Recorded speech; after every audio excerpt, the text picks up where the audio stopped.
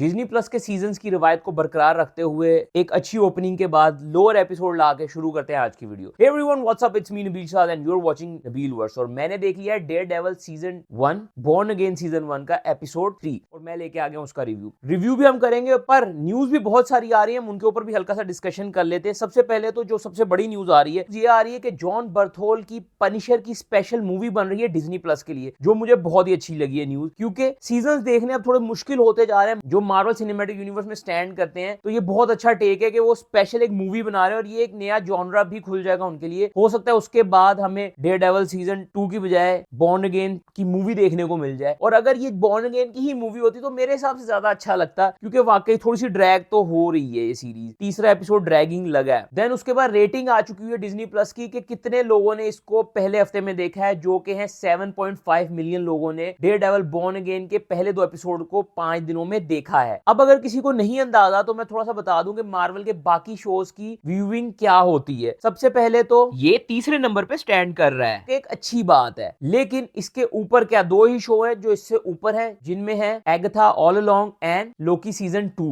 Loki season 2 सबसे highest rating पे गया है, सबसे ज्यादा वॉचिंग मिली है उसको, 10.9 मिलियन लोगों ने पहले 5 दिन में। देन उसके बाद एगाथा ऑल अलोंग को देखा था 9.3 लोगों ने, फिर उसके बाद 7.5। अब देखने को तो ये बहुत नीचे लग रहा है, लेकिन मेरे हिसाब से ये रेटिंग बहुत अच्छी आई है, क्योंकि ओरिजिनल टाइम में जब डेयरडेविल रन हो रहा था तब 1.45 मिलियन लोगों से ज्यादा लोग नहीं इसको देख रहे थे। उस हिसाब से रेटिंग बहुत अच्छी है, लेकिन ऑब्वियसली डिज्नी के करंट शोज की रेटिंग के हिसाब से थोड़ी रेटिंग कम आई है, लेकिन डिज्नी प्लस की सब्सक्रिप्शन भी कुछ 1-2 मिलियन लोगों ने छोड़ी है रिसेंटली, तो उस हिसाब से मेरे हिसाब से तो अच्छी रेटिंग ही आ रही है। फिर रिव्यू में जाने से पहले हम एक ईस्टर एग के ऊपर बात कर लेते हैं कि वो है स्पाइडरमैन से रिलेटेड। क्या हुआ है कि एपिसोड के अंदर एक टाइम ऐसा आता है कि मैट बोलता है कि ऑफिसर मोरेलिस, जो कि है माइल्स मोरेलिस के फादर, जो कि है स्पाइडरमैन, जिसके चचा जान को हम देख चुके हुए हैं प्राउलर को इन स्पाइडरमैन होमकमिंग में। और केविन फाइगी ने, आपको याद ही हो, एक टाइम में बोला था कि जैसे ही सोनी अपनी ट्रिलॉजी खत्म कर देगा Spiderman beyond the Spider Verse वाली, जिसका मेन हीरो माइल्स मोरेलिस है, तो उसके बाद वो माइल्स मोरेलिस के स्पाइडरमैन को इंक्लूड करना शुरू कर देंगे इन एमसीयू। और मुझे लगता है कि उसके पत्ते बिछाने मार्वल वालों ने शुरू कर ही दिए हुए हैं। अच्छा, बाय द वे, एक थ्योरी भी बहुत ज्यादा वायरल हो रही है कि फोगी नेल्सन ने अपनी डेथ का ड्रामा किया है। उसके पीछे रीजन ये है क्योंकि कॉमिक्स में भी एक दफा फोगी ने अपनी डेथ का ड्रामा किया था और वो जिंदा था, लेकिन काफी सारी थ्योरीज पिछले हफ्ते गुजर रही थी कि फोगी नेल्सन ने डेथ का ड्रामा किया, क्योंकि मेकर्स ने बोला है कि अगले सीजन में वो वापस आ रहे हैं। अब कुछ थ्योरीज ये भी है कि हो सकता है अगला सीजन बैटल वर्ल्ड में प्लेस करे, जिस वजह से फोगी नेल्सन ऑब्वियसली वापस आ जाएगा, या फिर उसने अपनी डेथ फेक की है। अब डेथ फेक करने पे ऐसा नहीं है कि उसने खुद ही पैसे दिए हों बुलजाई को कि मुझे मार देना, ऐसा भी नहीं हो सकता, लेकिन हाँ ऐसा हो सकता है कि उसको गोली लगी हो, वो उस टाइम मर गया हो, लेकिन थोड़ी देर बाद मेडिक्स ने उसको टीके वीके लगा के जिंदा कर लिया हो, ये हो सकता है।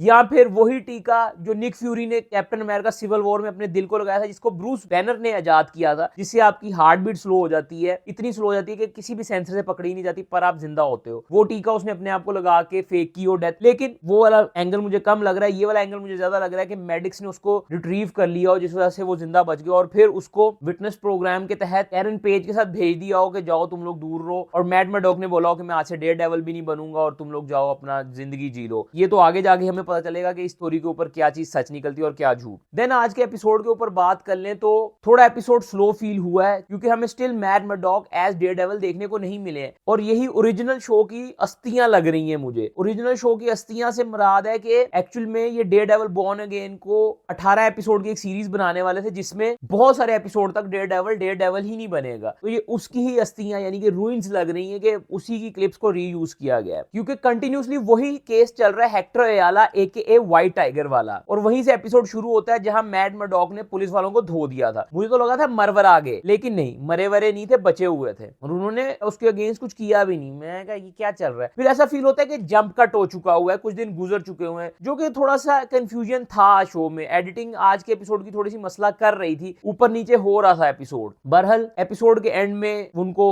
रिहाई मिल जाती है बिसाइड्स बहुत सारी चीजों होने के बाद, और फिर एक ट्रेजिक सीन आता है जिसमें उस कैरेक्टर की एंडिंग कर दी गई है। अब एंडिंग करने का रीजन ये हो सकता है क्योंकि एक्चुअल में ये जो एक्टर हैं कमर दी लॉस राइस, ही पास्ड अवे 2 years ago, और उन्होंने ये पहले ही सीन शूट कर दिए हुए थे, तो हो सकता है कि उनका जो डेथ का सीन, मास्क और पैन के जो डेथ का सीन रिकॉर्ड किया गया वो बाद में किया हो, क्योंकि अब ये इस कैरेक्टर को परमानेंट बाय कर रहे हैं क्योंकि ही पास्ड अवे, और हो सकता है कि अब आगे उनकी सिस्टर जो कि एक्चुअल में व्हाइट टाइगर थी वो व्हाइट टाइगर बने। बहरहाल वो हमें आगे सीजन में देखने को मिलेगा। उसके बाद एपिसोड में हमें विल्सन फिस्क की साइड की भी स्टोरी दिखाई जा रही थी कि वो बंदा सुधर नहीं सकता है। Overall it's a slow episode. अब मुझे लगता है अगले एपिसोड में वो बैंक रॉबरी होगी जिसमें हमें कमाला के वालिद साहब भी देखने को मिलेंगे, जिसके लिए मैं काफी ज्यादा एक्साइटेड हूँ। कमाला भी कहीं देखने को मिल जाए, नहीं तो रेफरेंस तो होगा कमाला का, क्योंकि कमाला के वालिद साहब के सामने एक्शन होने वाला है डेयरडेविल का, तो उन्होंने बोलना है कि मेरी बेटी के पास भी सुपर पावर्स हैं। लेकिन आगे फ्यूचर में मे भी हो सकता है, या फिर कहीं ना कहीं एक यार कैमियो तो रखवाओ, क्योंकि अब मार्वल में आ गया है ना डेयरडेविल, तो हमें एक ऑफिशियल मार्वल के बंदे का भी कैमियो चाहिए। स्पाइडरमैन में वैसे आया था, ये बड़ा मजा आया था, मैं बहुत चीखा था, मैंने गला बिठा लिया था। ठीक था episode, it's a slow kind of episode. अगले एपिसोड से मुझे लगता है कि बिल्डअप होगा, क्योंकि 4 एपिसोड पहले शूट हो चुके हुए थे जिनको कट करके दोबारा से शूट करवाए गए, तो उसके रूइंस इस एपिसोड में मुझे लगता है खत्म हो गए। अब आगे के एपिसोड जो है वो आगे कंटिन्यू जो